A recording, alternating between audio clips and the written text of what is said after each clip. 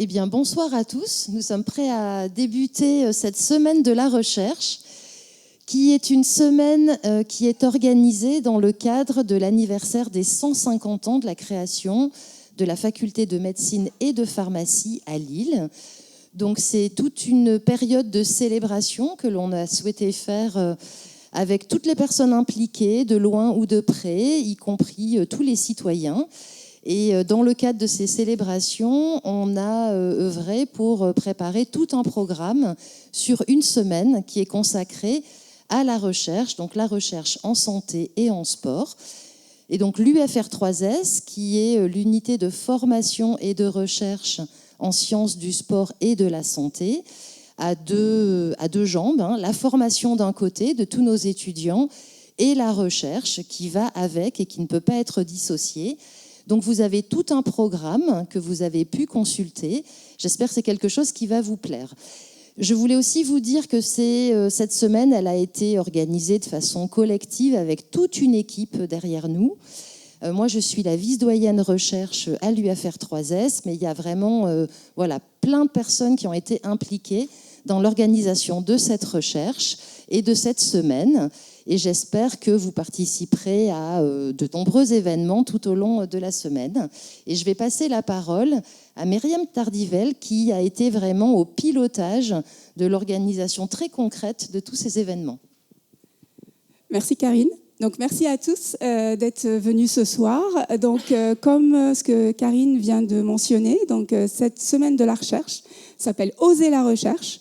Donc le mot veut tout dire, c'est-à-dire que notre objectif c'est de sortir la recherche de nos laboratoires, de notre campus, pour que ça puisse parler au grand public, pour que ça puisse créer des vocations et de montrer à tout le monde et à tous nos concitoyens qu'on est tous capables d'œuvrer, de participer à la recherche et d'œuvrer pour un monde meilleur. Alors en effet, nous avons organisé cet événement, Oser la recherche, avec plusieurs manifestations. La première commence aujourd'hui, donc avec nos orateurs aujourd'hui. Après, il y a 2 autres conférences qui vont avoir lieu le jeudi et le vendredi. Donc l'idée, c'est un continuum entre ce qu'on commence aujourd'hui. On va commencer par les 1000 premiers jours, on va parler vieillissement, on va parler métabolisme, etc., etc. Mais on va aussi parler jeudi des nouvelles technologies et en quoi les nouvelles technologies vont nous aider pour la médecine de demain et la médecine de précision. Et on va clôturer cette série de séminaires et de tables rondes sur quelque chose qui nous tient tous à cœur, la place des aidants et des proches aidants, notamment pour l'ensemble des patients qui souffrent de maladies chroniques et comment nous, les chercheurs, les médecins, nous sommes capables de les accompagner et surtout d'aider les aidants à tenir le coup. Donc voilà, alors on a également fait pas mal d'événements pour les petits. Donc on va recevoir pas mal de petits chez nous, à la faculté de médecine, pharmacie, en odontologie, à l'ILIS, en fait, au sport, etc., etc. L'idée aussi que les petits, de la maternelle jusqu'au lycée, puissent venir voir comment on travaille et créer des vocations. Donc merci beaucoup, d'être là ce soir et je donne la parole à Amandine, qui va animer cette table ronde ce soir. Merci beaucoup à toutes les deux. Merci beaucoup pour votre présence. On peut quand même les applaudir. C'est jamais facile de prendre la parole au début.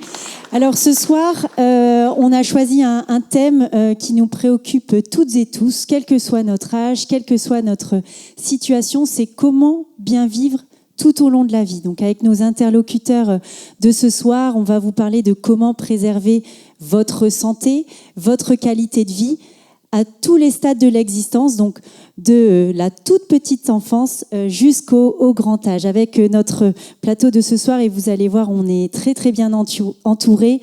On va vous donner quelques clés, quelques conseils. On va aussi déconstruire certaines idées reçues. Et vous éclairer sur les grands enjeux de la prévention d'aujourd'hui et de demain. Alors avec nous ce soir, le professeur Laurent Storm, vous êtes pédiatre au CHU de Lille, vous êtes coordinateur du projet FHU, donc c'est un projet fédératif hospitalo-universitaire qui s'appelle 1000 jours pour la santé. On va avoir l'occasion d'en parler. Ce sont toutes les journées qui sont décisives de la conception jusqu'aux 2 ans de l'enfant et on va voir que justement elles sont vraiment capitales dans le reste de la vie. On est avec le docteur Nathalie Milkarek. Vous êtes directrice de recherche à l'INSERM. Vous êtes directrice adjointe du Centre d'infection et d'immunité de Lille, qui est basé à l'Institut Pasteur de Lille, pas très loin d'ici. Et vous y coordonnez un programme de recherche sur la vaccination par voie nasale. Dans le cadre de l'initiative France Vaccin, on va aussi avoir l'occasion d'en parler sur les perspectives pour plus tard. On est aussi avec le professeur François Potvin, spécialiste des sciences et techniques des activités physiques et sportives. Vous dirigez une équipe d'environ 10 doctorants et chercheurs dans un laboratoire qui s'appelle le laboratoire UREPS, donc Unité de recherche pluridisciplinaire sport, santé et société. Vous êtes sur le site d'Eurasanté. Nous avons le professeur Bart Stals, donc notre compatriote belge de l'étape, docteur en pharmacie. Vous êtes spécialiste des maladies métaboliques, directeur aussi d'une unité mixte de recherche INSERM. Vous avez à la fois des labos à l'Institut Pasteur de Lille et à la fac de médecine et vous êtes professeur à l'UFR 3S depuis de nombreuses années. Nous avons aussi le professeur Julien Pacou, spécialiste de l'ostéoporose, praticien dans le service de rhumatologie du CHU de Lille. Et enfin, le professeur Philippe Amouyel, épidémiologiste en santé publique, chercheur reconnu dans les maladies liées aux neurosciences et au vieillissement. Vous êtes aussi praticien au CHU de Lille, directeur de plusieurs unités de recherche et vous avez aussi dirigé l'Institut Pasteur de Lille. Vous voyez, ce soir, on est vraiment bien entouré et l'ensemble des intervenants pourront nous apporter plein de conseils et aussi beaucoup d'éclairage. Alors, on va commencer par la période dont on se rappelle probablement le moins, mais qui est néanmoins presque déterminante pour le restant de notre vie, c'est celle de la très petite enfance et même celle de la conception.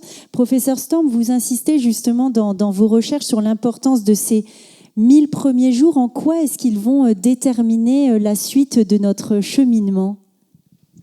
Alors peut-être juste redire un peu à quoi correspondent ces 1000 premiers jours. Vous l'avez déjà indiqué, mais c'est bien du jour de la conception, la fécondation, toute la grossesse, ça fait 9 mois, et les 2 premières années de la vie, et au total, ça fait 1000 jours.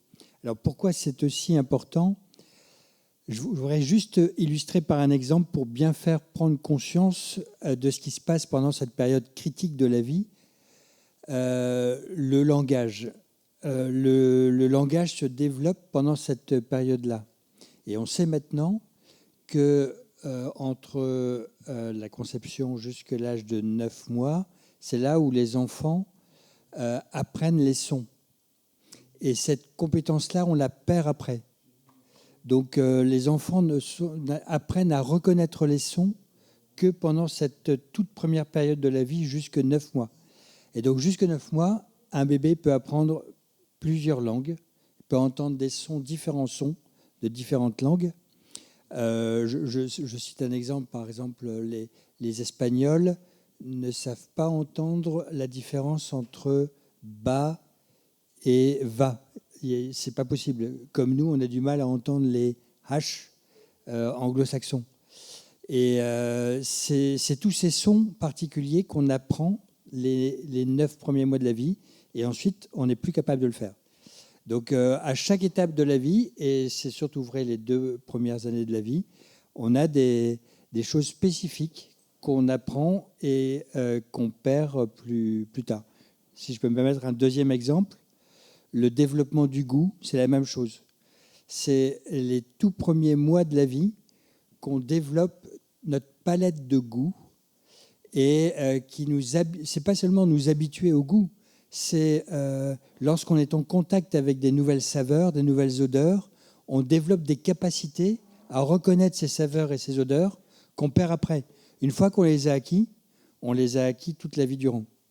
Et c'est pour ça que pouvoir s'habituer aux saveurs précocement, idéalement in utero, avec ce que la maman va pouvoir manger. Et puis après, très tôt, lors de la diversification alimentaire, ou via le lait de la maman, qui a certaines saveurs, c'est important pour développer ce sens du goût. Et les enfants qui ont été exposés à toutes ces saveurs vont avoir moins de difficultés. Vous savez, si vous avez eu des enfants, c'est compliqué de les faire manger entre 2 et 3 ans. Ce qu'on appelle cette période-là, en fait, les enfants orientent leur goût vers quelques aliments.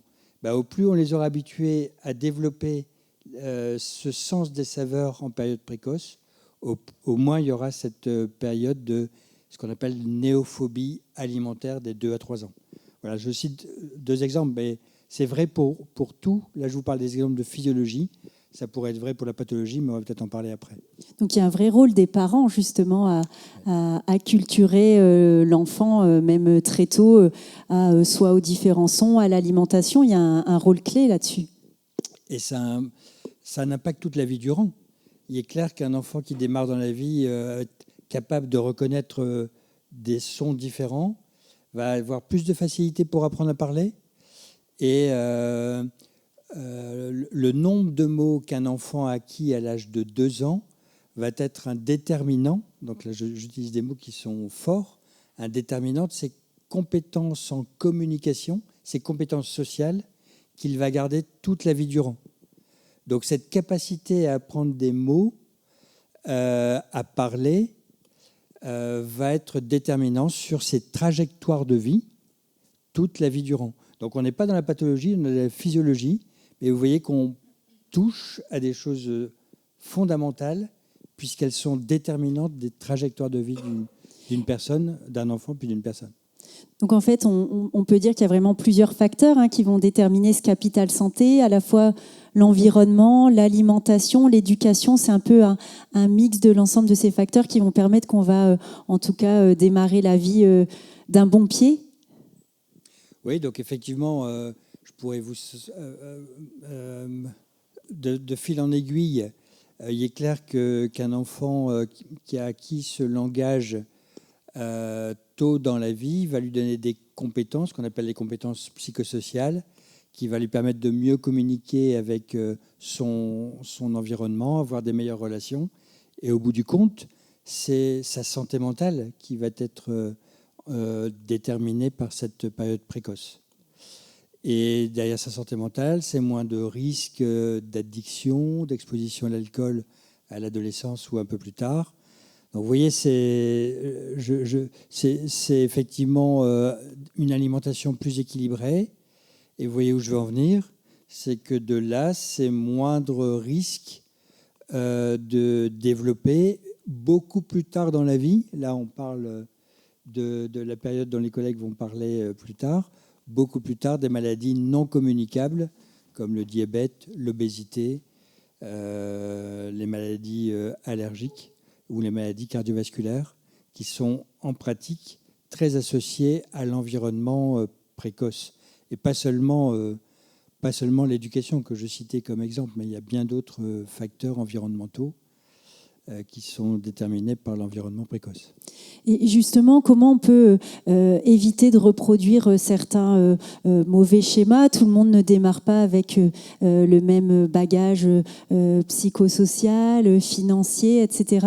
Comment faire pour ne pas reproduire de mauvaises choses ? Quelle est l'importance d'être bien entouré d'un point de vue médico-social pour justement que les parents puissent avoir conscience de l'importance de ces 1000 premiers jours ? Alors là, vous touchez quelque chose qui est très complexe parce que là, je vous parle de choses très concrètes comme le développement du goût, le développement du langage. Il y a des choses encore plus fondamentales que celles-là qui sont la qualité des interactions parents-enfants précocement. Et c'est celle-là qui détermine ce qu'on appelle l'attachement parent-enfant. Et la qualité de cet attachement parent-enfant, qu'on peut classer en sécure, insécure, désorganisé, va conditionner la façon dont on va vivre socialement avec les autres, ou socialement ou avec notre conjoint. Et ce qu'on a pu remarquer, c'est que la façon de s'attacher à son parent va être un peu une marque de fabrique qu'on va garder toute la vie durant. Il n'y a que les relations très solides qui importent, qui peuvent moduler un peu. Mais ce qu'on aura acquis au cours de cette relation parent-enfant va être vraiment un déterminant très important des relations qu'on a avec les autres. Il n'y a que la relation conjugale qui peut faire bouger les lignes un peu plus tard. Mais donc, vous voyez qu'on touche à des choses très concrètes. Et malheureusement, cette relation parent-enfant, malheureusement entre guillemets, elle est transgénérationnelle. C'est-à-dire qu'on a tendance, nous, en tant que parents, à interagir avec nos enfants comme on a interagi avec nos parents quand on était bébé. Et sortir de ça, c'est compliqué. C'est un vrai enjeu. Et il faut pouvoir développer ce qu'on appelle les compétences parentales. Le mot, il est fort, mais il est vrai. Compétence, ça veut dire que ça s'acquiert. Et ça, on ne l'apprend pas à l'école. On ne l'apprend pas plus tard. On ne l'apprend pas à l'université. Et ça fait partie des choses de base qu'on devrait pouvoir acquérir parce qu'elles sont un autre déterminant fondamental de la santé future. Et on n'apprend pas ça à l'université, on n'apprend pas ça à l'école. Oui, puis c'est vrai que des fois, beaucoup de pression pèse sur les parents qui reçoivent de nombreux messages qui se veulent universels, parfois contradictoires. On peut avoir du mal à s'y retrouver.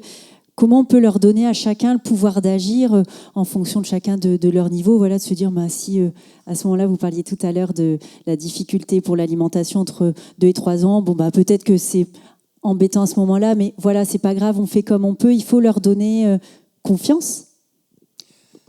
Oui, alors il y a un moyen d'illustrer ce concept-là. Un enfant de 3 ans a envie de monter sur la table et fait tomber les bouteilles et les verres qu'il a sur la table. Là, quand on parle de relation parent-enfant, c'est la façon dont on va réagir à ce moment-là. Et c'est là où, effectivement, on parle de compétences parentales, parce que lorsque le parent comprend ce qui sous-tend le comportement de l'enfant, il ne va pas réagir de la même façon. Et ça s'apprend.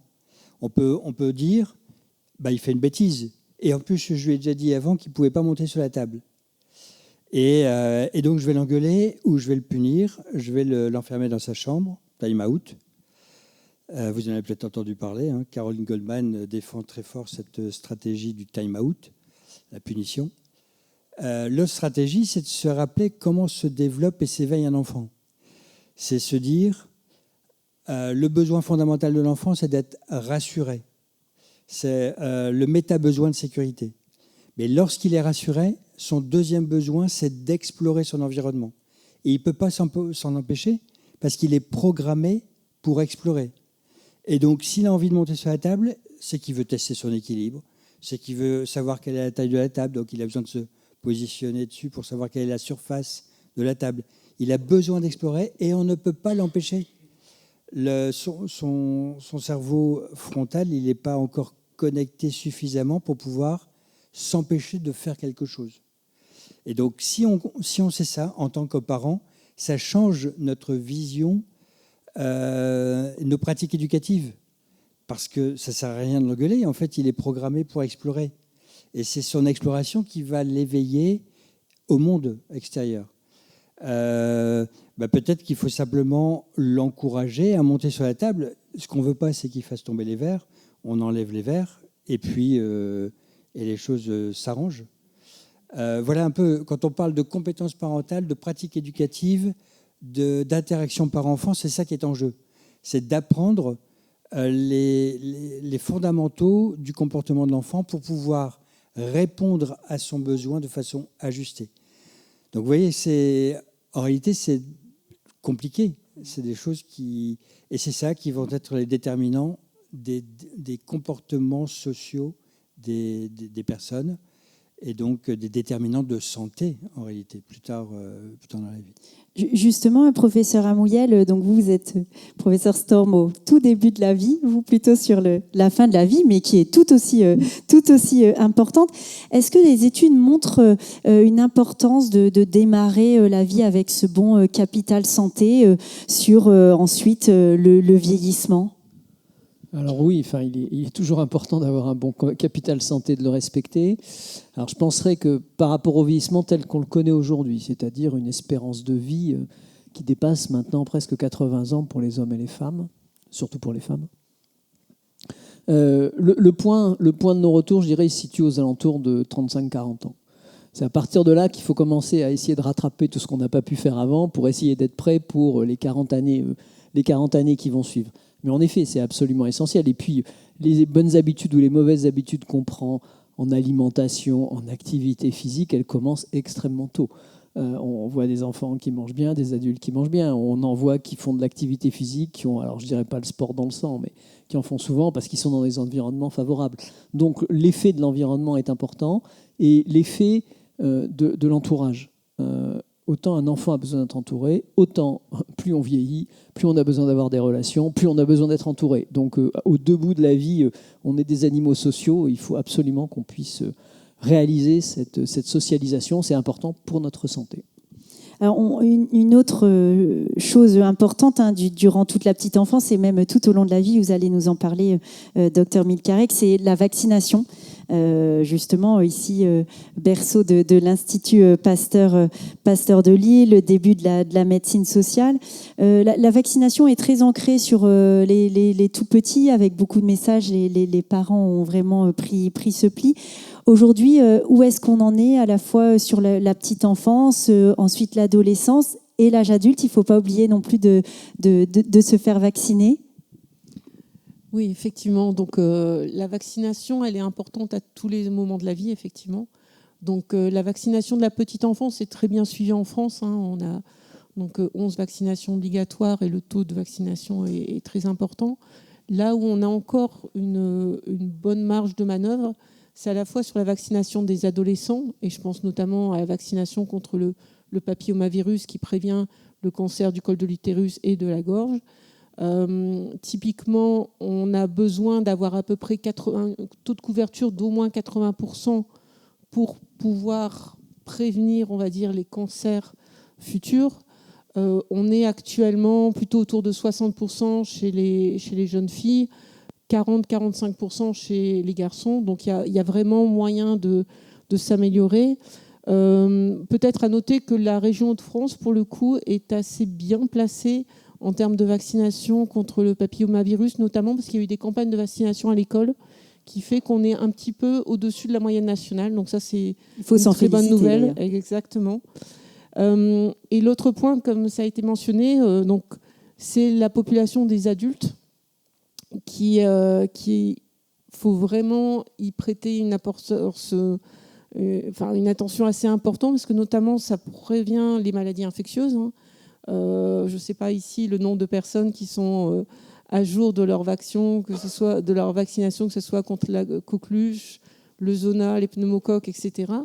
Mais on en discutera, je pense, un peu plus tard. On peut voir aussi d'autres effets bénéfiques de la vaccination sur notamment la santé mentale, on va dire, sur la prévention de la démence, etc. Donc la prévention des maladies infectieuses est importante. Elle est importante pour vous, mais également pour vos proches, parce que vous prévenez la transmission des maladies. Donc c'est vraiment un processus qui doit être appliqué à tous les âges de la vie. Donc il faut être vigilant, même quand on est adulte, surtout à l'heure aujourd'hui où les grands-parents sont souvent très sollicités et gardent en général beaucoup les petits-enfants. Donc c'est vrai que d'un sens comme de l'autre, c'est vraiment important d'être à jour. Vous m'expliquiez que les vaccins avaient un impact justement sur les maladies neurodégénératives et qu'ils pouvaient permettre de les prévenir. Expliquez-nous en quoi les vaccins peuvent avoir cet effet bénéfique. Alors, c'est des études assez récentes et je pense qu'avec Philippe, on va pouvoir en discuter en duo. En fait, des études assez récentes ont montré, notamment avec le vaccin contre le zona, donc, qui est remboursé à partir de l'âge de 65 ans. Et donc, je vous recommande vraiment de vous faire vacciner, non seulement parce que le zona n'est pas une maladie qui est agréable à obtenir, mais des études récentes ont montré qu'on pouvait en tout cas prévenir les risques de démence dans au moins 20% des cas chez les gens vaccinés. Donc il y a un effet supplémentaire bénéfique dont on ne parle probablement pas assez. On connaît encore peu les mécanismes. Mais il y a toute une recherche qui est en cours de développement. Et là, je peux peut-être passer la main à Philippe pour aller un peu plus sur les mécanismes. Oui, depuis 2004, on s'est rendu compte que les personnes qui avaient bénéficié d'une vaccination anti-zona, au bout de 7 ans, avaient un risque de faire une maladie d'Alzheimer qui s'effondrait de près d'un tiers. Au début, il peut y avoir des associations comme ça par hasard. Par exemple, si vous avez un briquet dans votre poche, vous pouvez avoir un cancer du poumon, mais ce n'est pas le briquet dans la poche, quoi. Voilà, c'est un peu les idées qu'on a. Donc ça a été creusé, ça a été regardé, et dans le monde entier, on a retrouvé cette association. On s'est rendu compte également qu'il existe des hypothèses qu'on dit infectieuses. Pour la maladie d'Alzheimer, ça traîne depuis 30 ans ou 40 ans. On n'a jamais réussi trop à savoir. Ce qui voudrait dire que la maladie d'Alzheimer pourrait être transmissible, mais je vous rassure, elle ne l'est pas. Non communicable, comme disait Laurent. En revanche, ça fait des années qu'on sait qu'on retrouve dans le cerveau des particules de virus herpétiques. Les virus herpétiques, c'est ceux que, le bouton de fièvre, par exemple, il y en a plusieurs sortes, dont un qui s'appelle le virus de la varicelle et du zona, et qui est le fameux vaccin qui a été utilisé pour limiter les poussées de zona. Donc, vous êtes petit, vous êtes infecté par la varicelle, ceux qui ont des enfants, il y en a un qui a la varicelle généralement maintenant, c'est maintenant que ça va partir, les épidémies de varicelle. Vous êtes sûr que vous allez passer des vacances à lui tenir les mains pour pas qu'il se gratte, ou pour pas qu'elle se gratte. Donc, c'est des éléments qui... Et puis ça disparaît apparemment, plus personne ne fait. Mais le virus reste présent dans notre corps, dans des zones qui sont liées à notre système nerveux qu'on appelle des ganglions nerveux, pas les ganglions lymphatiques, les ganglions nerveux. Et de temps en temps, à l'occasion d'une petite baisse d'immunité, d'une petite infection ou d'une maladie plus grave, ou alors d'un petit-fils ou d'une petite-fille qu'on garde et qui est en train de faire la varicelle, apparaît à nouveau ce même virus, mais sous la forme du zona. Donc extrêmement douloureux, extrêmement invalidant, d'où l'importance de vacciner les gens contre ce type de maladie.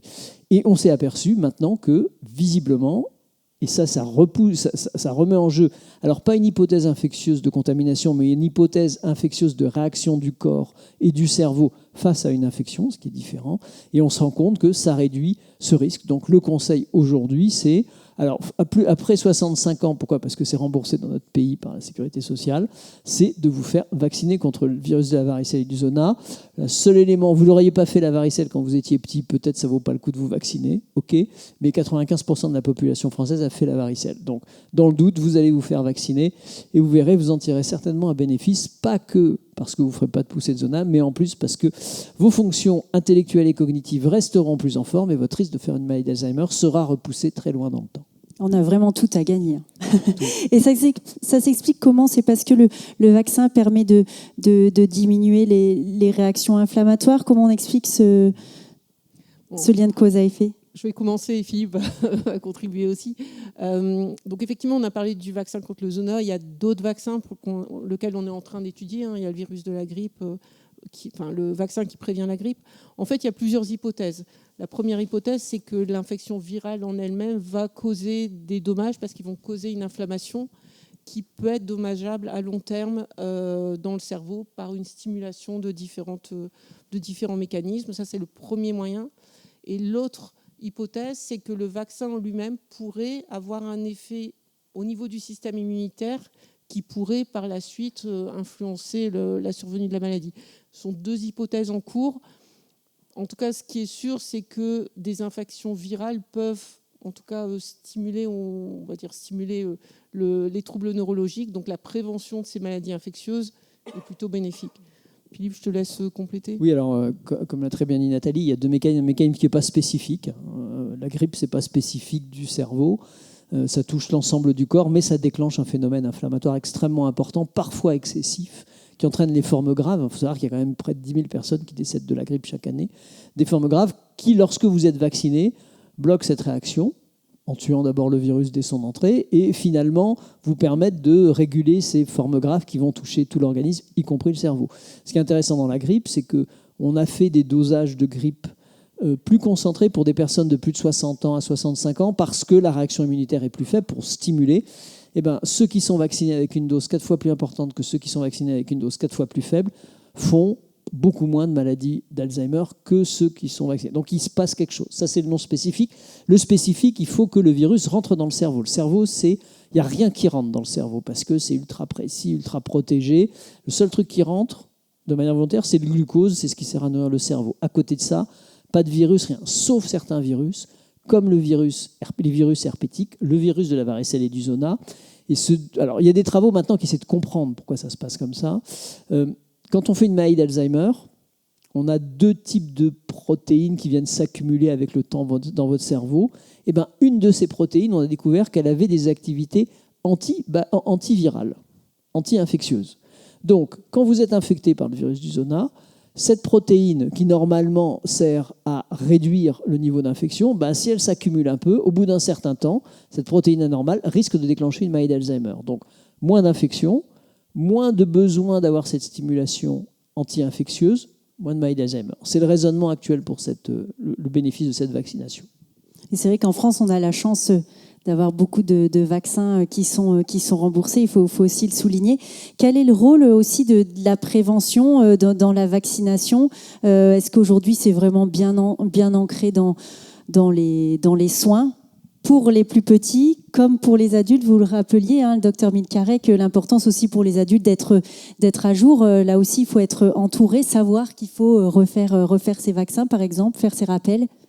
Oui, je pense, comme on l'a dit, la vaccination des tout-petits, c'est quelque chose qui est bien ancré. Je pense que, justement, les pédiatres sont là aussi pour rappeler les choses. Peut-être que chez l'adulte, cette communication peut encore être améliorée. Donc, ça passe beaucoup par le médecin généraliste. C'est la personne de contact. Mais comme vous le savez maintenant, le pharmacien peut également vacciner. Les infirmières peuvent vacciner. Donc, il y a tout un environnement qui peut aller dans le sens de faciliter l'accès à la vaccination. Après, ça passe par la communication. On est là aujourd'hui pour en parler.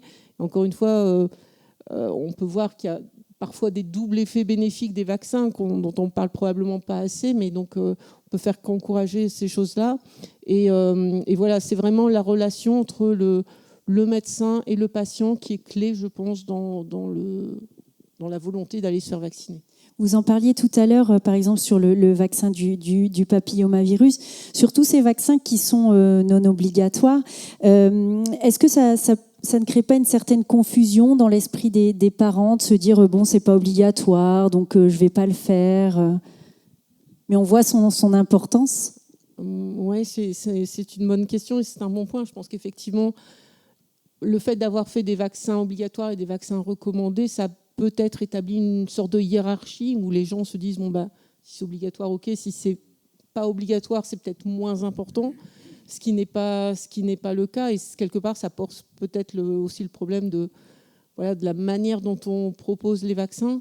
Ce qui est clair, et on vous l'a dit, c'est on sait qu'un taux de vaccination de 80% de la population avec le vaccin HPV pourrait prévenir les cancers du col de l'utérus et puis de la gorge.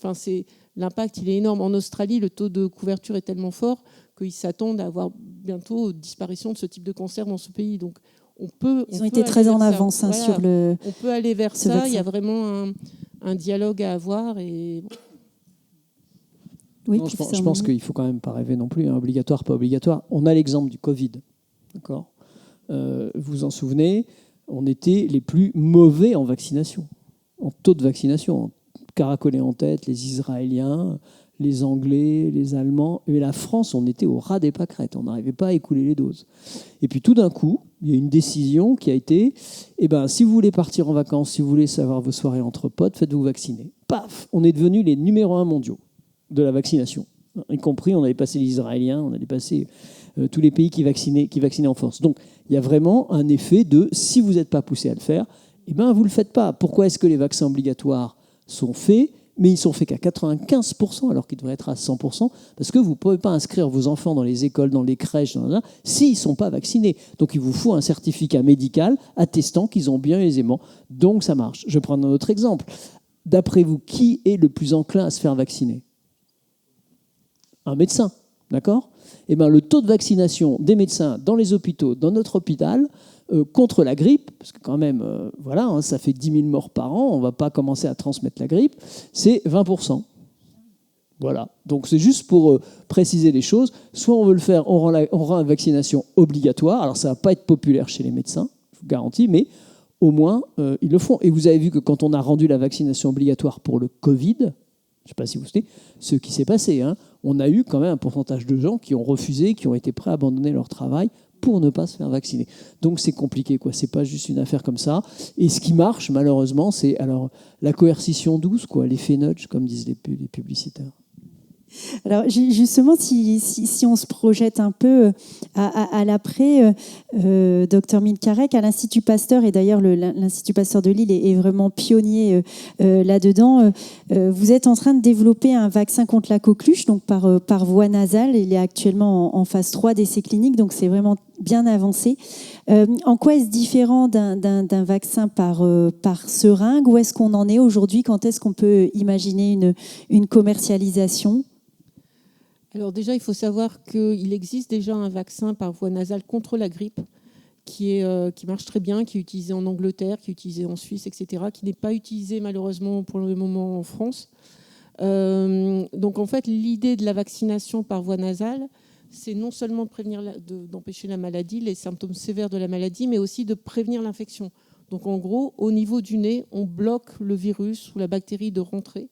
Et donc, s'il n'y a pas d'infection, il n'y a pas de maladie, il n'y a pas de transmission. C'est un peu le concept assez général. Et donc l'idée ici, c'est d'induire une réponse qu'on appelle au niveau de la muqueuse nasale, une réponse forte en termes d'anticorps, en termes de réponse cellulaire. Donc le virus ne peut pas rentrer. Donc ça, c'est un peu le concept. Donc nous, ce qu'on a fait, c'est justement le vaccin contre la coqueluche. Le vaccin contre la coqueluche actuel prévient très bien la maladie et les symptômes sévères, mais il ne prévient pas contre la transmission. Donc l'idée, c'est de faire évoluer ce vaccin. On a travaillé dessus. Et donc, effectivement, il va rentrer en phase 3. Donc c'est quand même un point important. Il faut savoir que sur à peu près 100 vaccins qui sont en phase qu'on appelle préclinique, donc qu'on travaille dans nos laboratoires, il n'y en a que 3 qui vont arriver en phase 3 et 1 qui arrivera sur le marché. Donc bon, on se rapproche du but, on n'y est pas encore. Pour l'instant, tous les feux sont verts. Donc voilà, nous on pense vraiment que et le Covid l'a vraiment montré aussi, c'est l'intérêt de prévenir non seulement la maladie, mais aussi la transmission. Et non seulement donc vous protégez votre entourage, mais aussi vous empêchez l'évolution des souches, puisque vous n'avez pas de transmission, vous n'avez pas de souches circulantes. Donc ça aussi, c'est un point très positif pour ce type de vaccin. Et on pourrait imaginer qu'il soit commercialisable à quelle échéance ? Alors, la phase 3 va commencer en début 2027. Je vous dirais que dans un monde idéal, on espère en 2030. Alors, l'idée, c'est qu'au début, ce vaccin sera utilisé comme vaccin de rappel chez l'adolescent et chez l'adulte.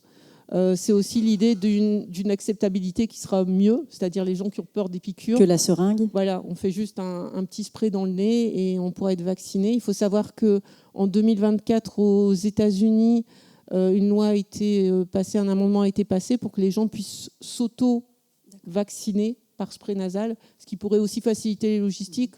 On sait qu'il y a beaucoup encore non seulement d'endroits où c'est parfois difficile d'avoir un médecin, donc ça serait probablement facilité. Et en cas d'épidémie, ça pourrait avoir un intérêt qui serait non négligeable aussi en termes logistiques. Est-ce qu'on pourrait l'imaginer pour d'autres pathologies que la coqueluche ?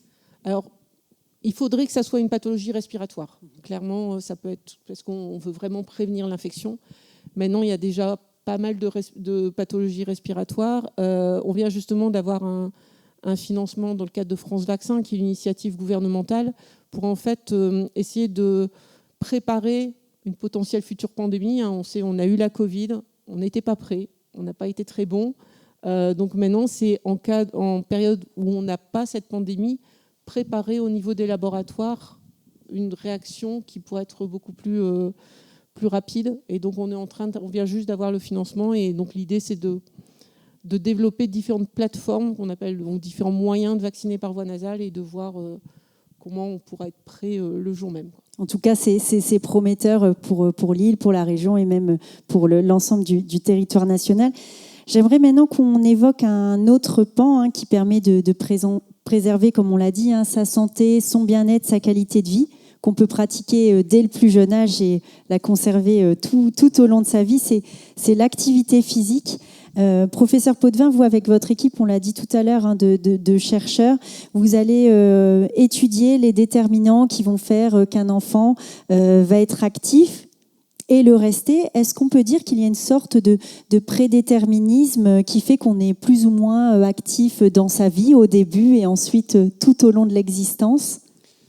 Les études sont assez claires, c'est-à-dire que tous les enfants qui sont assez actifs physiquement ont beaucoup plus de chances de le rester que les enfants vers 7-8 ans qui sont déjà inactifs. Donc il y a un prédéterminisme des expériences de l'enfance sur l'adolescence et sur l'âge adulte.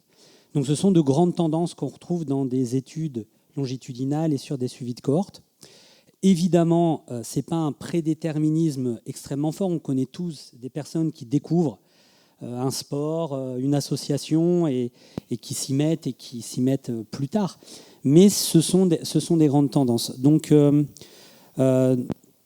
oui, il y a un prédéterminisme sur la quantité de cette activité physique, et puis aussi il y a un prédéterminisme de l'environnement familial, de l'environnement physique, avoir un parc, avoir un jardin, avoir des pistes cyclables, d'avoir de la sécurité.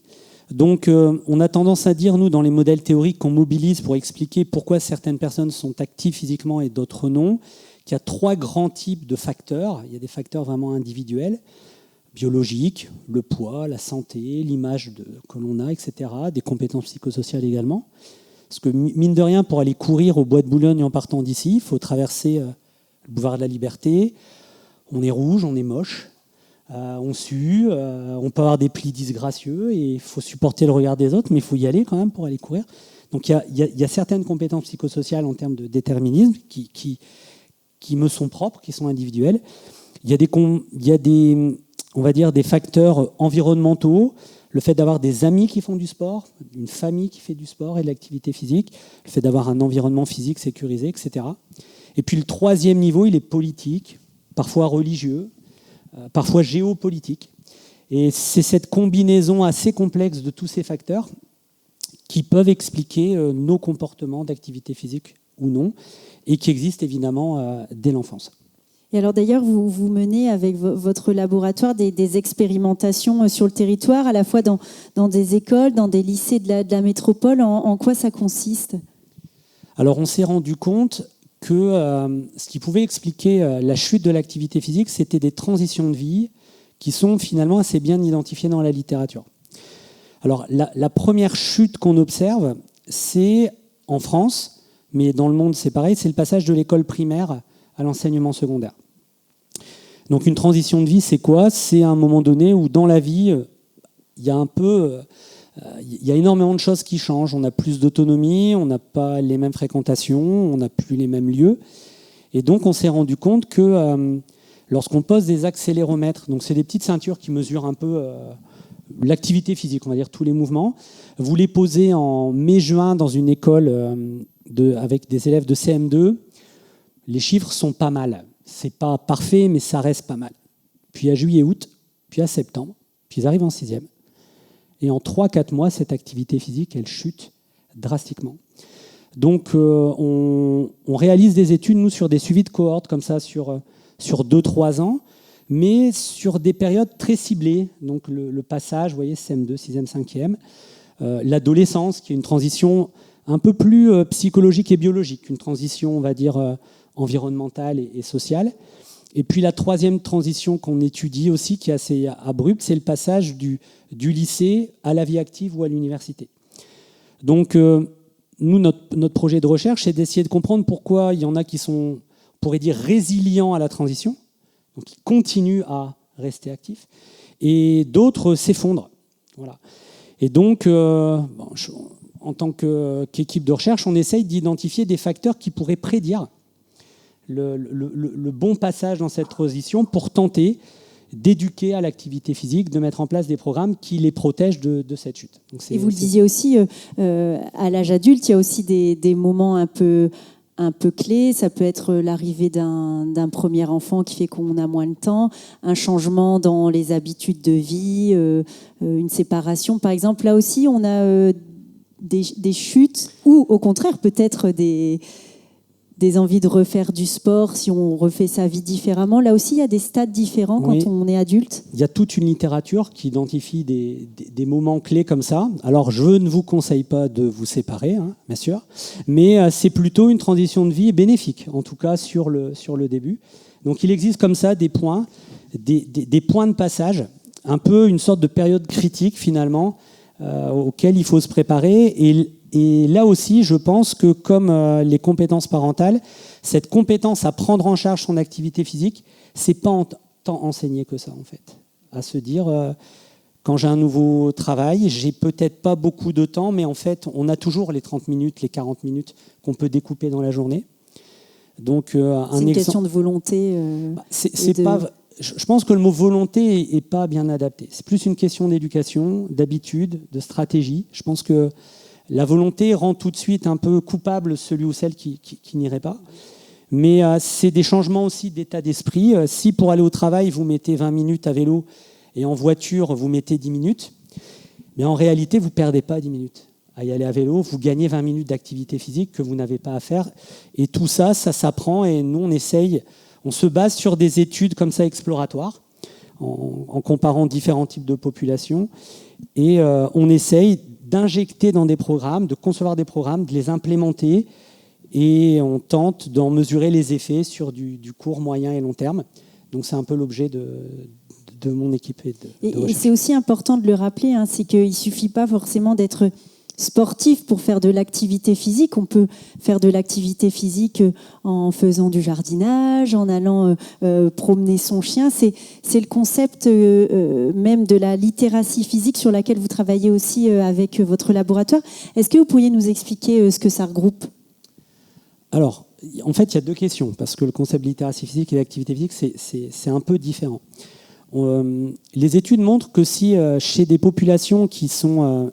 on va dire, qui ont décroché de leur vie physique, si on leur propose un programme de sport, c'est un peu comme la piqûre, ça rejette un peu. Parce que derrière le mot sport, il y a tout un imaginaire, il y a une relation psychologique, mythique, symbolique avec le sport. Tandis que si c'est un programme d'activité physique, c'est parfois plus apprécié. Donc, il faut avoir bien conscience que ce qu'on appelle activité physique, c'est toute dépense énergétique qui est créée par la contraction des muscles squelettiques. Ça, c'est de l'activité physique. Il y a différents degrés. Dans la vulgarisation, on dit que l'activité physique la plus bénéfique, c'est celle où on fait une activité physique, on arrive quand même encore à parler quand on est essoufflé, mais chanter, ça devient compliqué. Et donc là, on est dans la modérée, c'est celle qui, on va dire, génère le plus de bénéfices. Le sport, c'est autre chose, c'est tout un symbolique, c'est toute une symbolique.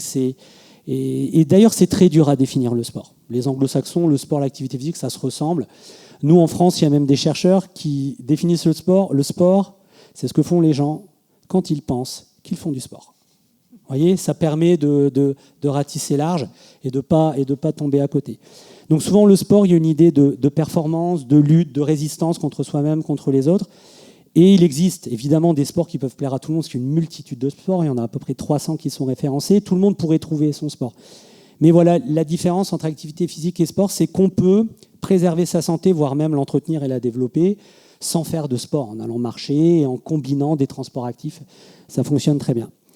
Quand vous me parlez de littératie physique, c'est un autre concept. En réalité, c'est un concept qui a maintenant une quarantaine d'années, qui nous vient du monde anglo-saxon, des Canadiens, ces Canadiens et les Australiens qui sont très, on va dire, qui se font guider par ce concept, beaucoup plus que nous. L'idée de base est la suivante, c'est que dans la littérature scientifique, on s'est rendu compte que le répertoire moteur, il était important, les compétences psychosociales étaient importantes, la gestion des émotions, la gestion du stress, la confiance, etc., les connaissances. Et en réalité, il y avait beaucoup de recherches qui se faisaient en ordre dispersé. Et en fait, la littératie physique, c'est un concept qui regroupe tout et qui consiste à dire que si on est lettré physiquement, ça veut dire qu'on est éduqué à faire en sorte que l'activité physique fasse partie de notre vie. Donc on a une motricité, on a une condition physique, on a des compétences psychosociales, on a des connaissances, et tout ça, on les mélange pour que dans notre vie, on ait une activité physique qui nous corresponde et qui s'aligne bien avec nos contraintes. Donc c'est ça le concept de littératie physique, c'est une sorte d'éducation globale, holistique à l'activité physique. Voilà. Dr Stals, quelle est la conséquence de la sédentarité sur le métabolisme ? Et on sait qu'aujourd'hui, les gens sont de plus en plus sédentaires, notamment les ados. Est-ce que ça vous inquiète, cette jeune génération qui bouge moins? On avance dans la vie et malheureusement, il faut avoir un équilibre et la sédentarité, comme on a entendu, très important à éviter, tout comme N'hésitez pas à bien rapprocher les votre... calories, la prise alimentaire, c'est un équilibre très important. Trop de calories, trop peu de calories, c'est mauvais. On connaît bien l'étude d'Amsterdam, la famine à la fin de la Deuxième Guerre mondiale, où la ville entière n'avait pas assez de calories. Et donc, on sait que des années après, les enfants nés à cette période-là, donc in utero, ont été programmés pour développer le diabète. Donc, ce n'est pas que le surplus de calories, c'est aussi trop peu de calories à un moment donné de la vie.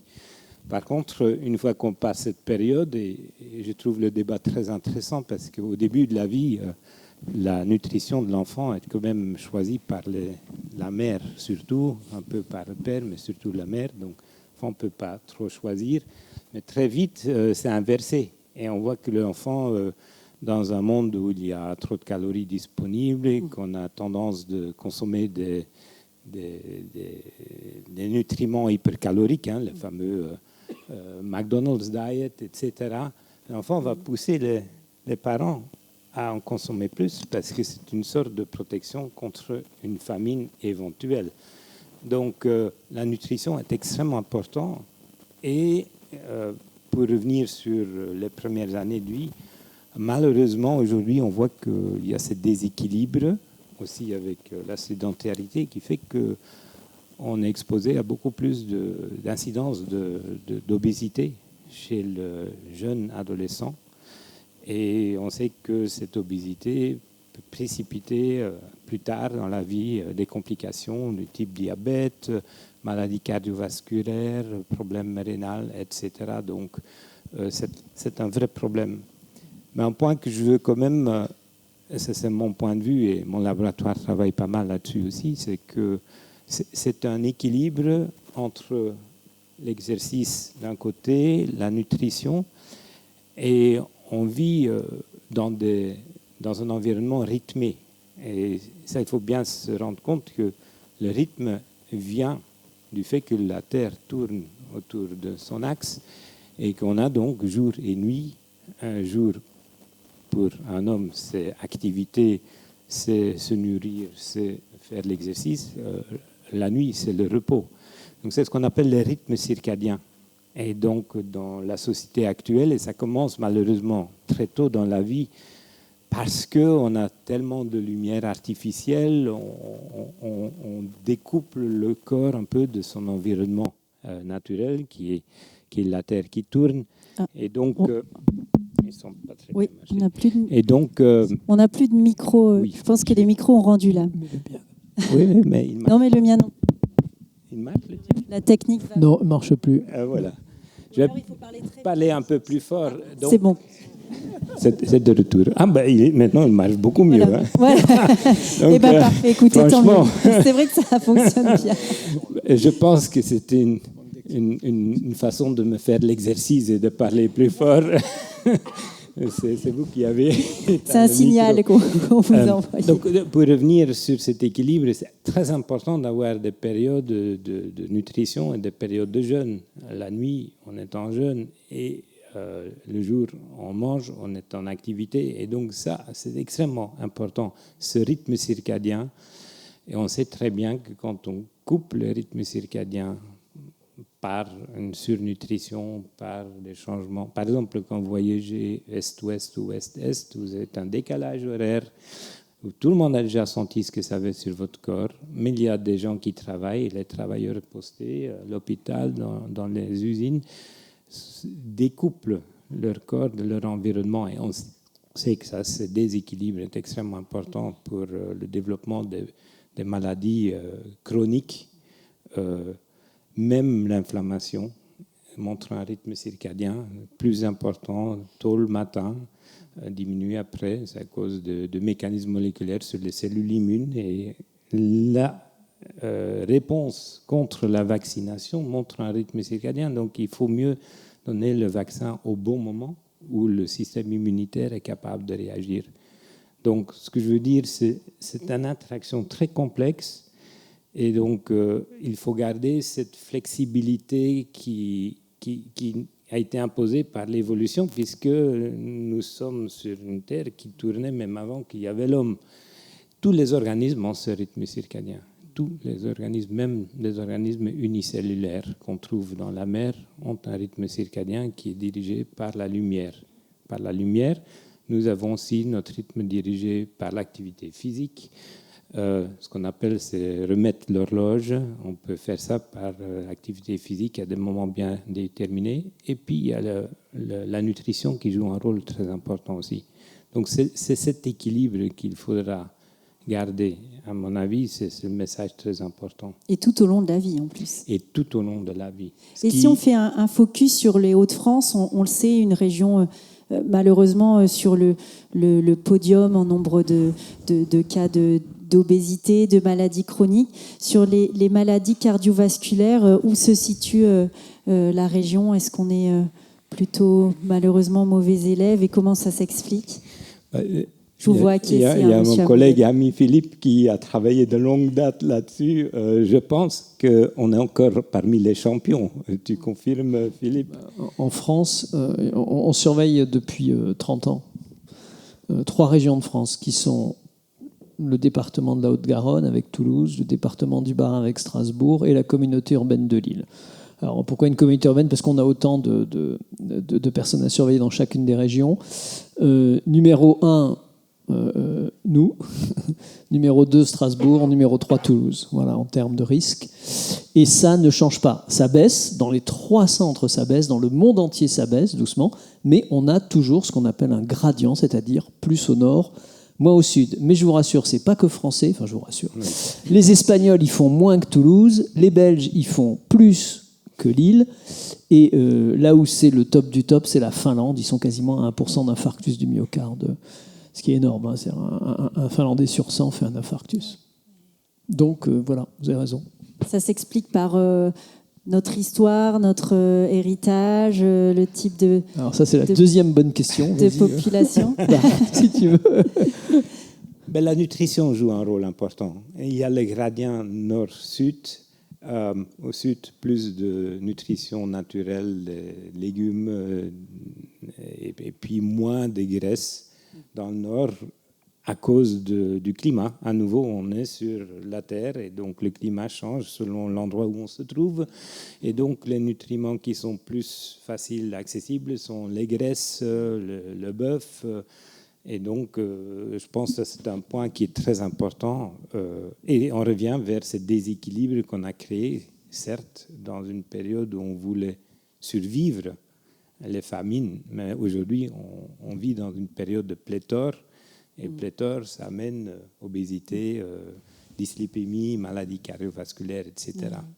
Oui, l'importance vraiment d'être vigilant, en tout cas de mettre toutes les chances de son côté. Professeur Pacou, vous êtes spécialiste de l'ostéoporose, 4 millions de personnes en France, plutôt des personnes âgées.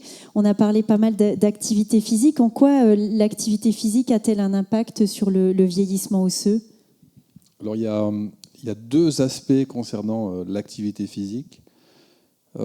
Essentiellement, chez les personnes âgées, l'activité physique régulière et notamment le fait d'éviter des chutes est un élément important, puisque l'ostéoporose, c'est une maladie qui n'est pas symptomatique, sauf si on se fracture. Et dans la majorité des cas, les fractures surviennent suite à des chutes. Donc, bien entendu, si on chute tous les 2 jours, on a beaucoup plus de risque de se fracturer.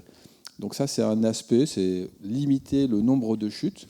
Et quelle que soit l'activité physique, on a démontré que c'était efficace. On diminue le nombre de chutes, on diminue le nombre de fractures. Et puis après, il y a un deuxième type d'activité physique, mais là, il faut un peu plus s'accrocher pour y arriver, parce que c'est une activité physique qui est intense, en charge, contre-résistance, régulière, 2-3 fois par semaine, et supervisé avec quelqu'un qui nous fouette derrière, en gros. Vous n'allez pas nous donner envie. Hein. Non. Mais blague à part, c'est quasiment l'haltérophilie qu'il faut réaliser, quel que soit son âge. Vous allez me dire, à 75 ans, c'est difficilement réalisable. C'est faux. Et on a une chercheuse australienne qui milite très fort là-dessus. Et nous, on a mis en place aussi un programme d'activité physique. Ça doit se faire progressivement. C'est-à-dire que ce n'est pas du jour au lendemain qu'on va faire des back squats à 50 kg. On va commencer avec une barre à vide, apprendre ce que c'est un back squat aussi déjà. Et puis, on va progressivement augmenter la charge, le nombre de répétitions. Et on sait que c'est ce type d'activité physique-là, en charge et contre-résistance, qui a un impact osseux direct. Solution facile, éviter de tomber. Solution difficile, mais plus rentable, c'est des exercices très physiques, la musculation, l'haltérophilie, quoi. Et justement, en plus, on ne démarre pas tous égaux sur le capital osseux. Est-ce qu'il y a une influence du patrimoine génétique ? Et vous m'expliquez aussi qu'à 20-30 ans, on avait un capital osseux optimal. Ensuite, ça se dégrade. Donc, en fait, ça se dégrade assez vite quand même. Oui, tout à l'heure, on a employé le terme de déterminisme. Je pense que c'est Laurent notamment. Il y a un déterminisme génétique pour son pic de masse osseuse qui est atteint à un jeune âge adulte, vers 25-30 ans. On est au pic de sa masse osseuse. On est au pic de pas mal de choses, à vrai dire. Mais et après, c'est la pente descendante. Alors, justement, ça, c'est un aspect important. Ça dépend comment on descend la pente. Ça peut être plus ou moins, on peut la descendre en stagnant ça peut être un plus peu. Ou moins raide. Plus ou moins raide. Le but, c'est de rester et de surfer sur la vague le plus longtemps possible. Donc, il y a un déterminisme génétique et on sait que ça représente 60 à 80% de l'acquisition de notre pic de masse osseuse. Et bien entendu, ça dépend des parents. Et donc, il faut bien choisir ses parents à la naissance. Malheureusement, on ne les choisit pas en général. Et après, quand on arrive à l'âge adulte, comment on arrive à maintenir ce capital osseux ? Est-ce qu'il y a des conseils, que ce soit l'activité physique, l'alimentation Oui, en fait, ce qui permet d'avoir une bonne santé osseuse tout au long de la vie, de la maintenir et donc de surfer sur la vague, et même quand on a une maladie ostéoporotique, au-delà des traitements anti-ostéoporotiques, ce qu'il faut faire tout au long de sa vie, c'est 5 choses globalement. L'activité physique, on en a parlé, c'est éviter le tabac, c'est pas bon pour grand-chose. Une consommation excessive d'alcool également. Alors, on a tous une définition différente de ce que c'est une consommation excessive. En général, quand je pose la question, les patients me disent « comme vous, docteur », mais ils n'en savent rien de ce que je consomme. Et ensuite, c'est avoir des apports alimentaires riches en produits laitiers. En fait, il faut des produits laitiers. Ce que j'ai coutume de dire, c'est pas très compliqué. Vous avez 3 repas par jour, et il faut un produit laitier à chaque repas, parce que c'est riche en calcium, c'est riche en probiotiques et en protéines. Et notamment, quand on a atteint un certain âge, on mange moins de protéines alors qu'on a besoin pour faire du muscle, et on peut faire du muscle tout au long de sa vie. Et puis après, la vitamine D. L'ensoleillement ne permet que très peu d'avoir les apports en vitamine D suffisants, donc il ne faut pas hésiter à se supplémenter tout au long de l'année. Pas privilégier que l'hiver ou l'automne, mais on le fait toute l'année, comme ça on prend de bonnes habitudes. C'est ce qu'on disait tout à l'heure, le plus important, c'est de prendre de bonnes habitudes le plus tôt possible, et ça permet de les maintenir tout au long de sa vie. Et justement, vous menez un programme dans la MEL qui s'appelle Rempart d'os. Est-ce que vous pourriez nous expliquer en quoi il consiste ? Oui, en fait, tout à l'heure, Philippe disait qu'on était les plus mauvais pour la vaccination contre le Covid avant d'inciter les gens à se vacciner, en les incitant très fortement. Pour l'ostéoporose, c'est un peu pareil, mais là, c'est à l'échelon français.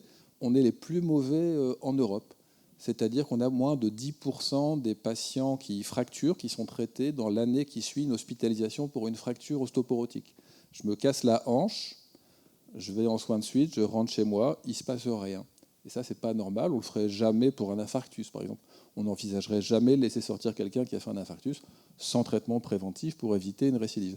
Malheureusement, pour l'ostéoporose, c'est le cas. Ça s'explique par différents facteurs. Le premier facteur, c'est que les patients ne sont pas conscients de leur maladie. Le raisonnement, c'est « je suis âgé, je tombe, je casse, c'est normal ». Alors que non, c'est pas normal, c'est une maladie, l'ostéoporose. Le vieillissement est un facteur de risque, mais c'est pas le seul. La corticothérapie, le fait d'avoir des maladies chroniques également. Bref, tout ça fait qu'on ne peut faire que mieux, c'est l'avantage. Et donc sur la métropole européenne de Lille, on a obtenu un article 51 qui permet de financer un petit peu moins d'1 million d'euros l'implication des professionnels de la ville. Parce qu'on a essayé pendant quelques années en disant on va rester hospitalo-centré, on va détecter, dépister, traiter, mais tout seul, on n'y arrive pas. S'il n'y a pas de relais avec les médecins traitants, avec les pharmaciens d'officine, avec les infirmières libérales, on n'y arrive pas.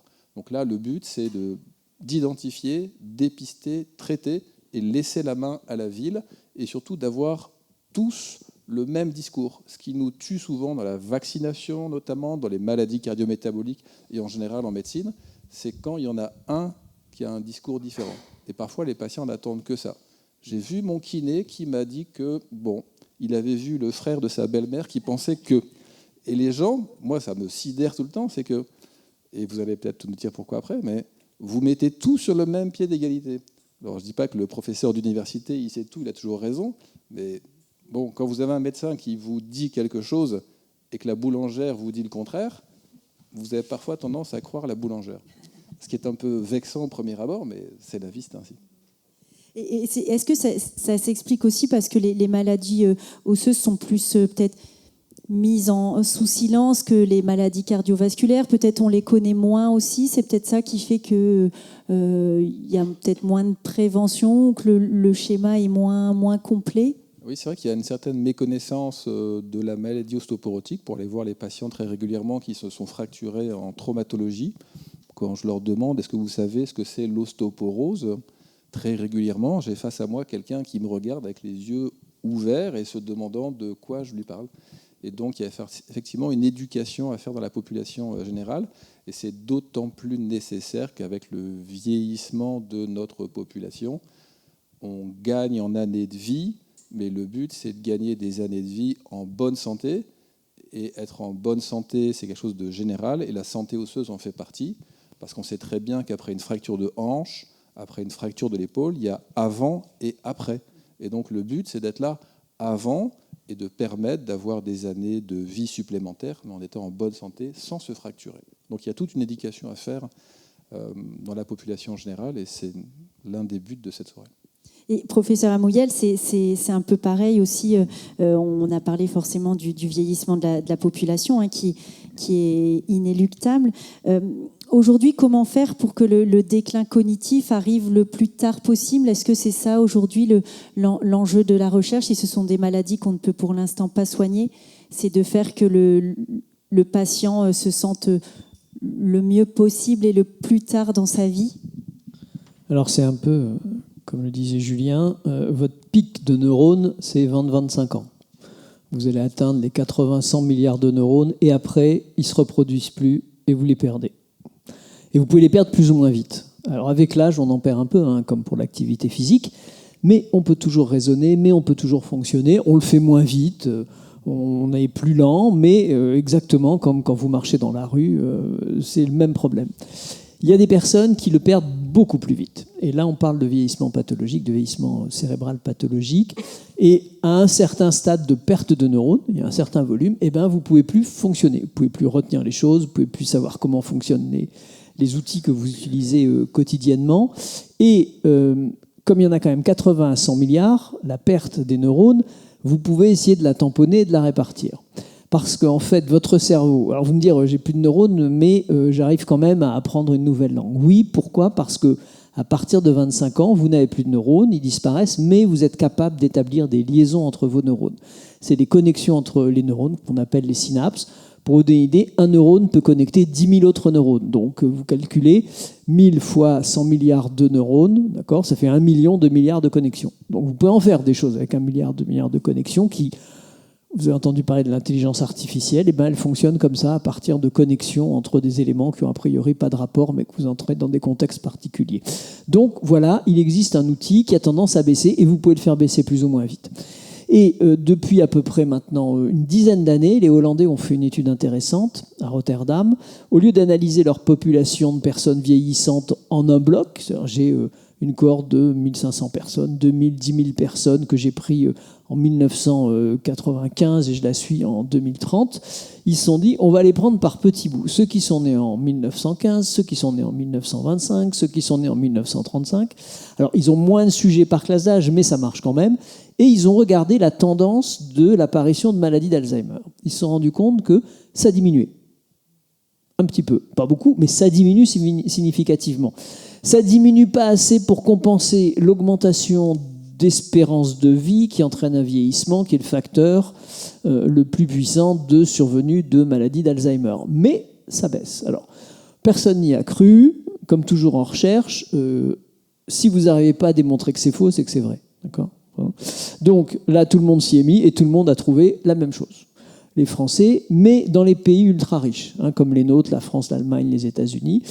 Et on s'est dit, tiens, là, il se passe quelque chose, il y a des tendances, qu'est-ce qui l'explique ? Alors les Américains qui avaient d'énormes cohortes, une cohorte qui s'appelle Framingham, une petite ville dans le Massachusetts, qui suivent depuis 1947, ils en sont à la 6e génération de gens qui suivent, et c'est un budget colossal puisqu'il est voté tous les ans au Congrès américain pour l'autorisation de continuer. Mais c'est ce qui a expliqué qu'aujourd'hui, on sait que le cholestérol, c'est pas bon pour le cœur, les troubles du rythme, c'est pas bon pour le cœur, et tout un tas de choses qui sont maintenant de la science, plus de la recherche, mais de la science. Et ils se sont rendus compte qu'il y avait 2 grands éléments qui étaient associés à cette baisse. Le premier, c'est l'éducation, et le deuxième, c'est la réduction du risque cardiaque. Ça a été associé. Et on s'est mis à se demander pourquoi il y avait des gens qui commençaient... On s'est dit, mais est-ce que c'est... La maladie qui n'apparaît pas ou autre chose? C'est autre chose. C'est de la procrastination. Vous savez ce que c'est que procrastiner? C'est repousser au lendemain les trucs qu'on n'a pas envie de faire, parce que, etc., etc. On en fait tous, y compris moi. La procrastination, pourquoi? Vous repoussez plus tard le début des symptômes de la maladie d'Alzheimer, même quand vous avez la maladie. Et on s'est rendu compte que ce qui fait cette baisse, c'est que l'âge de début, en moyenne dans une population générale ultra riche, est de plus en plus tardif. Or, quand vous faites une maladie d'Alzheimer, quand vous faites vos premiers symptômes de maladie d'Alzheimer à 65 ans ou à 85 ans, si vous tenez le coup jusqu'à 85 ans, entre 65 et 85 ans, vous avez à peu près, ça commence à 10%, puis à peu près 20 à 30% de décès chaque année. Donc vous allez mourir avant d'avoir fait vos symptômes, bien qu'étant malade. Et on s'est dit, là, il y a un coup pour faire de la prévention qui est absolument incroyable. Donc essayons de comprendre qu'est-ce qui fait que Monsieur Y va développer sa maladie d'Alzheimer à 65 ans et Madame Z à 95. On a identifié à peu près 150 à 200 facteurs qui, alors 14 qui sont réellement confirmés, etc. Si on appliquait tous ces facteurs à un moment donné, c'est-à-dire que c'est un truc d'épidémiologistes, nous on fait des simulations, on dit, supposons que plus personne ne fume sur la Terre. Voilà. Donc là, on fait plus personne ne fume, tout le monde fait du sport, ça fait plaisir à tout le monde. Combien est-ce qu'on gagnerait de cas? Si sur ces 14 facteurs de risque qui ont été identifiés, on arrivait à les ramener à leur niveau normal, c'est-à-dire, on réduirait de 45% le nombre de cas. Ce qui résoudrait le problème de ce qui est en train de nous arriver. Alors, juste une parenthèse. C'est le nombre de patients atteints de maladie d'Alzheimer en France. Donc, moi, je suis épidémiologiste, j'ai l'habitude de calculer ça. Ça fait à peu près 15 ans que je n'ai pas recalculé ça. Et dans mon équipe, ils m'ont dit, ce serait bien de savoir combien il y en a. Il y en a qui disent c'est 500 000, il y en a qui disent c'est 1 million. Ok, donc j'ai repris les chiffres. Ça date d'il y a une semaine. Je vous le livre. Je n'ai pas encore publié, mais bon, voilà.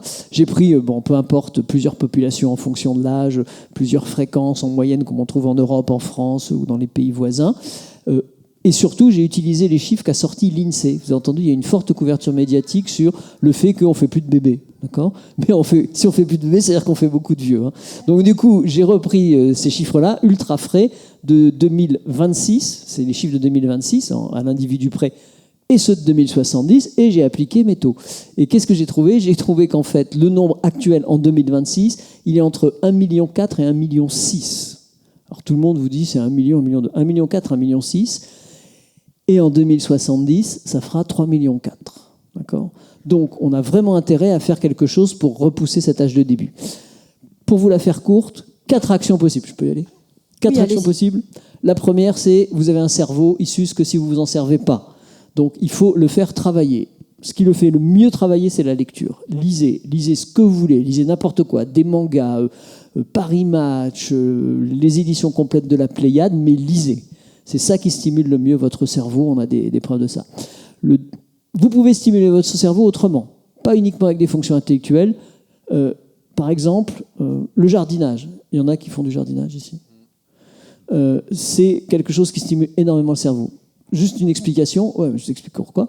C'est très compliqué de faire du jardinage. Hein. Au mois de novembre, vous allez chez Jardiland, vous allez prendre un petit sachet absolument horrible avec une photo moche d'une fleur, et dedans ça fait drelin. Ce petit truc qui fait drelin, vous le plantez dans la terre après la Sainte-Catherine au mois de novembre, parce que vous savez que dans 7 mois, vous allez avoir des magnifiques fleurs dans votre jardin. C'est d'une abstraction phénoménale.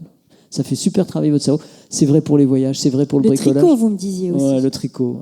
Et vous me cachez, vous spoilez, c'est pas bon ça. Et le tricot aussi. Le tricot, c'est vachement compliqué. Alors bon, on peut faire une écharpe, c'est tout droit, mais vous êtes obligé de vous concentrer, vous ratez une maille, il faut recommencer, vous faites une réduction. Quand vous faites un gant, c'est super compliqué. Allez-y, faites du tricot. Deuxième élément qui est important, le cerveau, c'est fragile. Attention aux chocs. Les petits chocs répétés dans votre vie, tout au long de votre vie, bousillent un certain nombre de vos neurones. Donc, vous faites du vélo, vous mettez un casque. Vous faites du ski, vous mettez un casque. Vous faites du karaté, vous mettez un protège-gencive, et ainsi de suite. Protégez votre cerveau, ça c'est pour l'extérieur, mais de l'intérieur aussi, c'est ce que disait Julien. Il y a des choses qui... Le cerveau, il n'y a rien qui passe dedans. Hein. Il faut le protéger dans le sang. Il y a des tas de saloperies qui passent. Il ne faut pas que ça passe au cerveau. Il y a une barrière hémato-encéphalique qui l'empêche, qui laisse passer que le glucose parce qu'il faut bien qu'il se nourrisse. Mais si vous fumez, si vous buvez, si vous prenez une drogue, quelle qu'elle soit, si vous prenez de l'alcool, même très peu, ça vous bousille votre barrière hémato-encéphalique. Et à ce moment-là, ça laisse passer des toxiques qui détruisent là encore vos neurones. Troisième élément, vous en doutez, le cerveau il se balade pas dans la vie comme ça tout seul. Il y a un corps en dessous. Là, on l'a vu, il faut en prendre. Voilà, et c'est l'alimentation, c'est l'activité physique. Hein. L'activité physique, ça développe énormément un certain nombre d'hormones qui vont justement être favorables à la pousse de vos neurones et à votre bien-être, le cas échéant, pour les marathoniens en particulier. Et enfin, le dernier point, et après 30 ans d'études et d'analyse là-dessus, c'est celui qui explique le plus d'événements. On le retrouve avec tout, c'est l'isolement. Ceux qui vivent en couple, quel que soit le couple, quoi que vous fassiez dans votre couple, que vous aimiez, que vous n'aimiez pas, que vous fassiez en coloc, que vous mettiez... Enfin, pas des baffes, c'est mauvais pour le cerveau. Et c'est pas... Voilà. Ou alors on met un casque. Ouais, c'est ça. À ce moment-là, votre risque de faire un Alzheimer diminue de 30%. Votre humeur, c'est important aussi. Les optimistes et les pessimistes, d'accord ? L'optimiste, il a 30% de risque de faire une Alzheimer en moins. La relation sociale, maintenant, vous avez des amis, faites des jeux, sortez avec eux, regardez-les. Et c'est des relations voulues. On a fait une étude là, qu'on a sortie dans le Lancet il n'y a pas longtemps, où on a montré que dans une très grande population de 600 000 patients en France, 3 types d'isolement. La personne qui a plein d'amis, qui a plein de relations, c'est super. La personne qui a plein d'amis, mais quand même, qui aime bien qu'on lui foute la paix, qu'elle aime bien être tranquille, voilà, mais qui les voit quand elle veut. C'est une catégorie très particulière, hein, vous comprenez ce que je veux dire ? La 4e population, celle qui est isolée, c'est-à-dire qui n'a pas d'amis. Retard diagnostique chez ceux qui n'ont pas d'amis. Retard de prise en charge qui aggrave la situation. Donc vraiment, le lien social est essentiel. Et dernier point, et je vous embêterai plus là-dessus. Après, comme ça, on peut passer aux questions. Voilà, dernier point. Vous savez ce qu'il y a de pire pour votre cerveau ? C'est, pour la rupture du lien social, pardon, bien sûr pour votre cerveau, à votre avis. Qu'est-ce qui casse le lien social brutalement ? Le téléphone. Ouais, la retraite. Ah. Alors, on pense qu'on veut de l'âge de la retraite, mais la retraite, c'est un truc qui vous dit que tous les matins, vous êtes obligé de vous lever, vous voyez des gens, vous avez envie de les voir, pas les voir, peu importe. Ce qui est important, c'est d'avoir une relation sociale. Donc, la retraite est un enjeu. Et là, on a une étude en France qui a été faite sur les bénéficiaires du RSI, régime social des indépendants, médecins, autres, artisans et autres. On se rend compte que chaque fois que vous partez 1 an trop tôt en retraite, votre risque d'Alzheimer augmente de 3%. Ça veut dire que si vous partez à 60 ans, au lieu de partir à 70 ans, vous prenez 30% de risque en plus. En conclusion, il faut continuer à travailler pendant longtemps alors, tout en restant optimiste, en faisant du sport. Mais si on meurt plus d'Alzheimer, on va mourir de maladies cardiovasculaires. Hein? Oui. On va quand même essayer de rester sur un message plus positif. Merci beaucoup à tous. Je vous propose de passer aux questions. Si vous en avez dans la salle, on va faire tourner un micro. Ou alors vous avez été tous très, très clairs, très convaincants.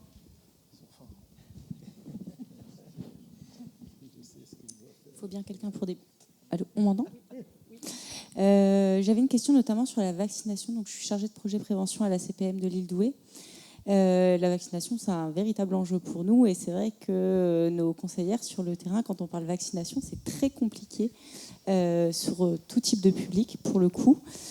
Qu'est-ce qu'on peut faire pour améliorer le taux de recours à la vaccination et notamment sur la grippe Covid, mais aussi sur le HPV?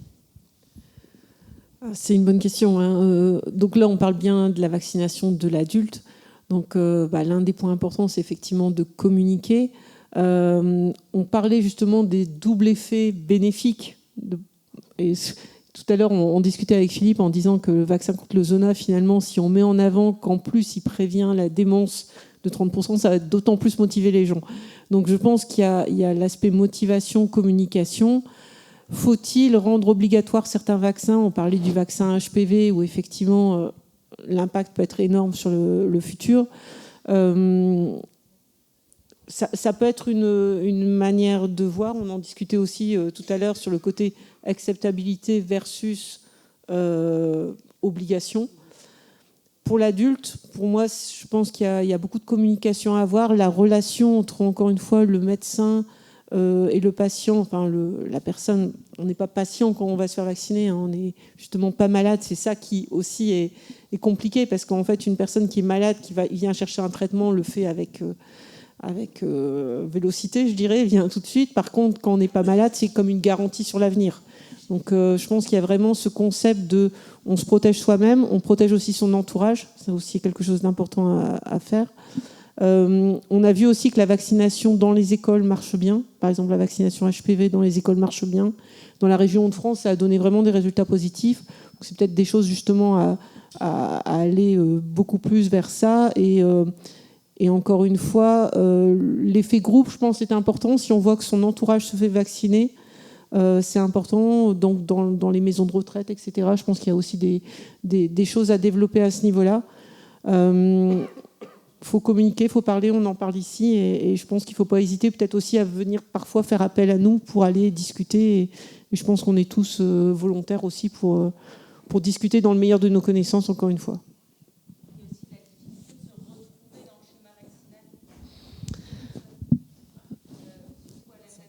Oui. Effectivement, je pense que là, les rappels, en fait, réfléchir à comment on peut rappeler aux gens qui doivent se faire vacciner, parce que bien souvent, je pense que les gens n'y pensent pas. On parlait tout à l'heure aussi du fait que souvent les grands-parents vont s'occuper des petits-enfants. Et donc là, il y a aussi une période à risque. Et à ce moment-là, il faut aussi qu'il y ait ce genre de communication qui doivent se faire, quoi. Mais effectivement, un système de rappel, ou en tout cas faire en sorte que les médecins soient aussi incités à communiquer plus et à rappeler à leurs patients aux différents moments de la vie, aux différentes étapes qu'il faut se faire vacciner est important, quoi. Je ne sais pas si...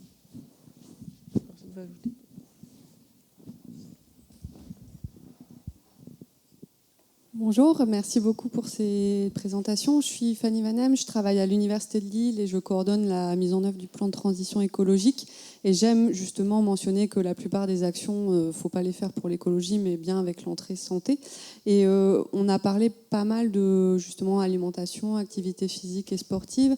Et que pensez-vous du coup, du fait qu'on repose assez le choix encore sur des responsabilités individuelles, alors même que les enfants, les personnes sont soumises à des pubs constantes sur de l'alimentation, des voitures, etc., versus des modèles de mobilité douce.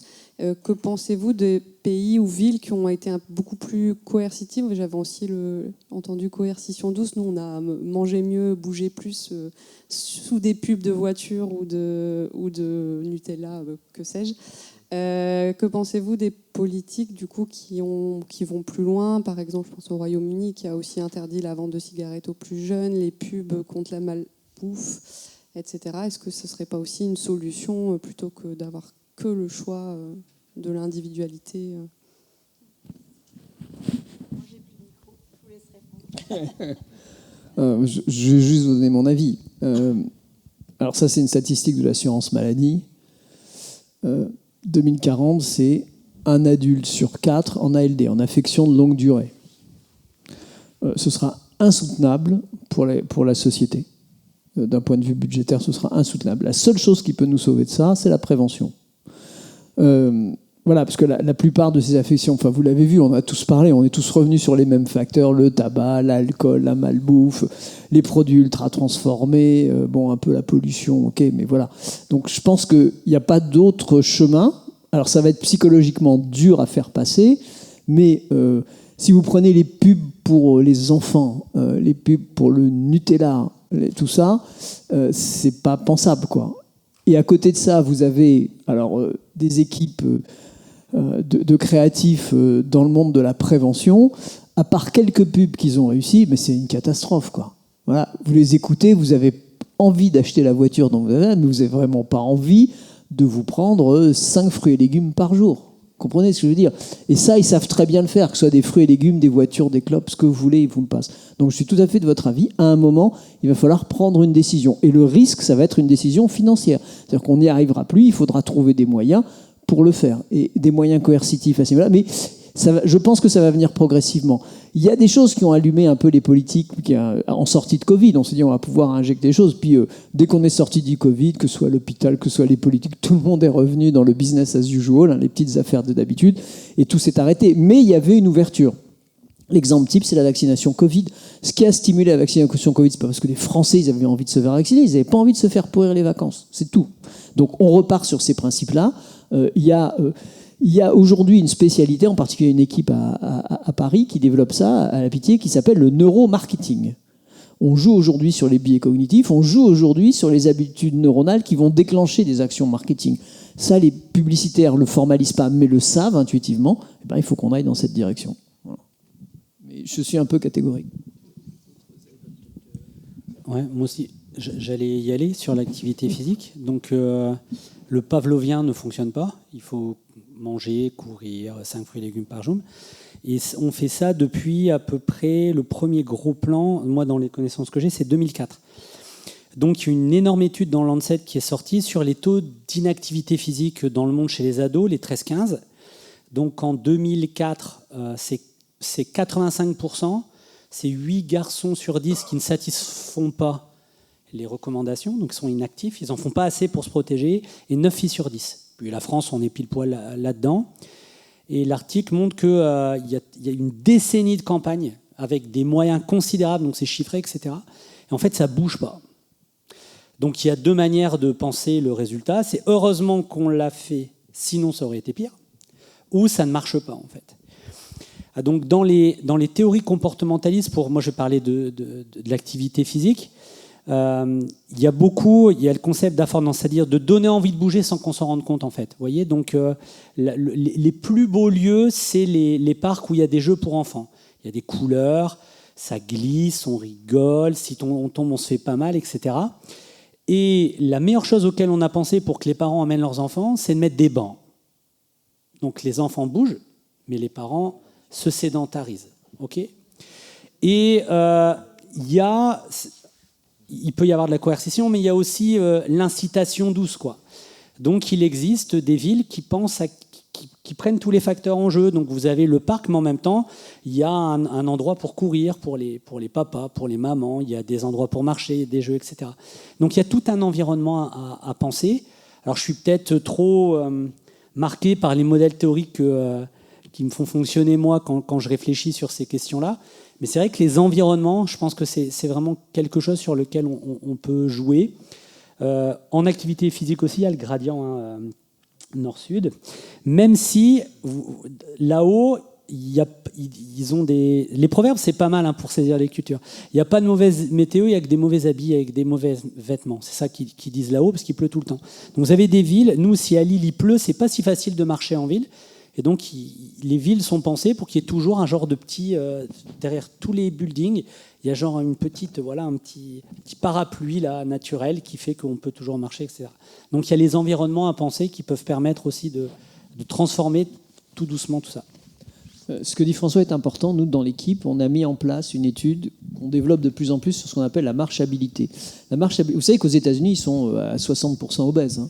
Donc, les promoteurs immobiliers ont mis un outil pour justement mieux vendre les appartements, les condominiums, etc., qui est la marchabilité du quartier où ils ont implanté leur bâtiment. On s'aperçoit que dans les quartiers marchables, spontanément, on fait plus d'activité physique. Un quartier marchable, c'est quoi?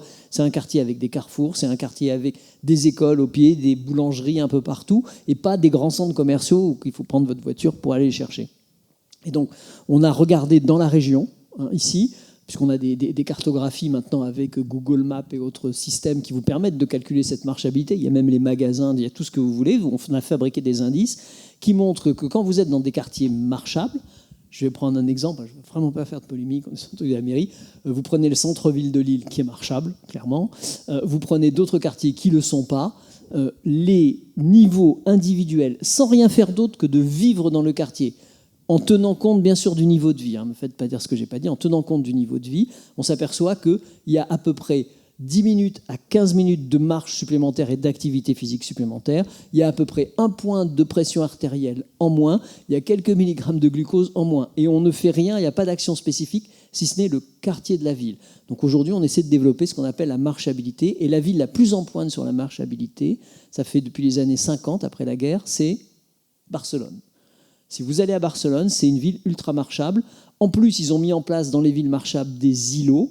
Vous savez, les histoires de lutte contre les îlots de chaleur, des îlots de verdure. Donc c'est une des villes. Allez à Barcelone, vous allez comprendre ce que c'est une ville où vous pouvez améliorer votre santé rien qu'en vivant dans la ville. Juste peut-être si je peux compléter la réponse à la question que vous posez sur un autre domaine qui concerne les toxiques de l'environnement au cours des 1000 premiers jours.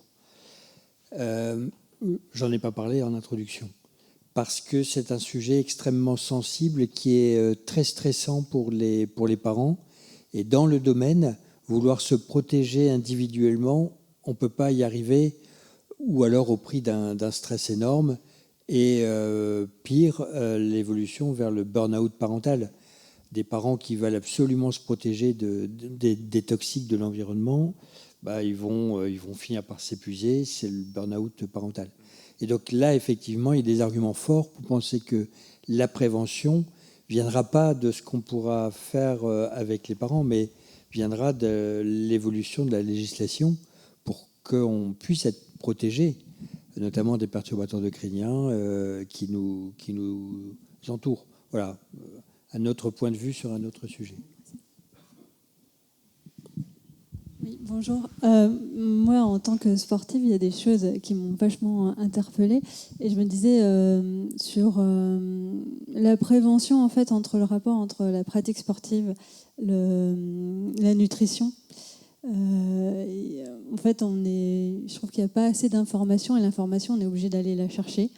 Et je pense que, en fonction de sa capacité à aller chercher l'information au bon endroit, on n'a pas forcément les informations nécessaires. Et je trouve que, est-ce que vous pensez qu'il y a des choses qui sont ou qui vont être mises en place pour ça? Parce que je pense qu'aujourd'hui, c'est important. Je pense qu'il y a beaucoup de gens qui peut-être pratiquent pas de sport parce qu'il y a tout un mythe autour. On l'a vécu il y a aussi pas longtemps avec les chaleurs où il y avait quand même ce message de attention, si vous allez courir, vous allez faire une crise cardiaque parce qu'il fait 30 degrés. Moi, je pense qu'il y a on a besoin aussi d'avoir des médias scientifiques qui parlent de choses et avec qui on peut se raccrocher plutôt que d'entendre un peu tout et n'importe quoi sur ces sujets. Mais ce genre d'information existe. Ça revient à la même discussion. C'est l'environnement sociétal avec différentes influences qui polluent le message avec des choses qui ne sont pas forcément véritablement prouvées. Et donc, dans la nutrition, que ce soit au niveau sportif ou journalier, on peut trouver tout et n'importe quoi. Donc, c'est extrêmement difficile de donner des informations correctes. On vit dans un environnement où il faut faire la preuve du concept par des interventions, par différentes approches. C'est ce qui a été fait dans le cardiovasculaire. Vous savez, quand moi je suis venu à Lille, au début des années 90, je me présente à l'INSERM pour avoir un poste de chercheur. Et il y avait un certain, je ne vais pas dire là, oui, voilà, il connaît le nom.